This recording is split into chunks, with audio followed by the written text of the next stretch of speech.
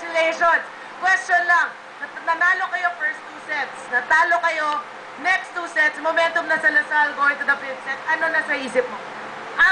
Syempre, kahit na nakakuha ng 2 set yung Lasal, syempre hindi pa rin talaga pwedeng mawala yung spirit sa paglalaro namin. Communication, tapos syempre kailangan ko ding lakasan yung loob ko para maganda yung result ng game. So the leader, Luan Latigay, leads by example. Because you're the best player, you get a free bag from Shakey's. And greet your fans. Hi sa papa, mama ko, sa mga kapatid ko. Ano pa ba? Sa teammate ko kay March Pepito, happy birthday. And sa Tita Benko, sa Taytay, sa mga family ko sa Pangasinan, and sa friends ko, kay Narisha, Kat, Pochet, kay Jen, ano pa ba? Yatran, kay Tita Jack, and ano pa ba?